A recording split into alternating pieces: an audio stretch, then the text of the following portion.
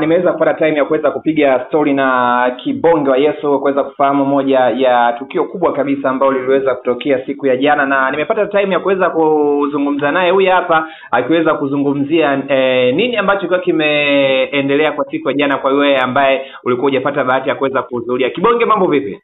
Mungu ni mwema. Na mimi naongera sana kwa huduma. Asante sana. Namshukuru Mungu kwa kweli. Okay, na wasikilizaji wetu wa Ngome Injili wangetamani kuweza kujua Kibonge wa Yesu kwa siku ya jana alikuwa ameandaa event ilikuwa inahusu nini na mambo yalikuwaje katika event ya siku ya jana, kwa yule ambaye alikuwa amekosa na alikuwa amesikia habari kwamba bwana Kibonge wa Yesu kuna tukio ambalo alikuwa ameweza kuliandaa kwa neema na kibali. Okay. Siku ya jana nilikuwa nimeandaa ibada ya kumshukuru Mungu. Okay. Kwa ajili ya miaka 10 ya huduma. Miaka 10 ya huduma. Na nimemuona Mungu kwa kiwango cha juu sana, watu wamekuja. Tumemsifu Mungu, tumemwabudu kwa pamoja. Amina. Na labda lengo kubwa lilikuwa ni lipi mpaka ukaamua kuweza kukusanya wadau mbalimbali kwa ajili ya kuja kumshukuru Mungu? Lengo kubwa lilikuwa ni kumshukuru Mungu kwa sababu kufikisha miaka 10 kwenye huduma. Okay. Jambo dogo. Kwa kikubwa ilikuwa ni kumshukuru Mungu. Okay. Naam. Na matarajio yako ni yapi sasa tunakwenda kumaliza mwaka zikiwa zimesalia siku chache kabisa?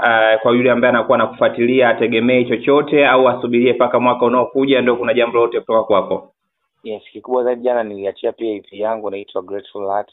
Okay. Thanksgiving edition ambayo tayari inapatikana kwenye digital platform zote, ambayo ina nyimbo takriban 8. Okay. Mpendo wote ambaye na smartphone yake. Okay. Anaweza kaingia kwenye YouTube channel akaandika Kibonge wa Yesu na akaweza kupata nyimbo hizi zote mpya. Okay. Lakini pia kabla mwaka hujaisha bado kuna baraka nyingi zinakuja, tuwakae tayari kubarikiwa. Watu wasikae mbali na mitandao yako kuweza kufahamu nini kitaendelea. Naam.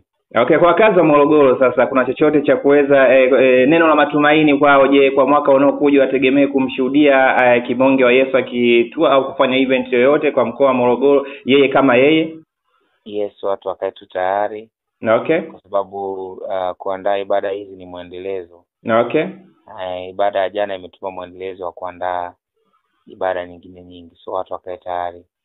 Tukubarikiwa. Hongera sana. Na watu gani ambao waliweza kukusindikiza? Tunaona pia list ilikuwa ndefu, kwa baadhi tu ya ambao waliweza kuweza kufika kusupport kile ambacho uliweza kufanya. Amen. Tulikuwa na Obi Alpha, Asagule Masongwe, Godfrey Steven, Matias Walichupa, Neema Mudosa. Okay. Wako waimbaji wengi kutoka Tunduma, kutoka Mbeya, kutoka Dodoma. Okay. Kwa ilikuwa baraka sana kwa kweli. Sawa, mimi nikushukuru sana. Labda kuweza kuna chochote ambacho cha kuweza neno la kuweza kuacha wasikilizaji ambao kwa muda huu wameweza kutegea sikio 97.1 ya Rise FM Radio Morogoro. Amen. Kikubwa zaidi ninawapenda sana.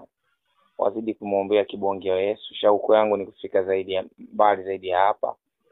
Ninashukuru kwa support yao kubwa ambao kila siku wamekuwa wakinipatia. Mungu awabariki sana sana. Haya, mimi nikushukuru sana, nikutakia huduma njema Kibonge wa Yesu. Juma Kiando. Amen. Asante sana.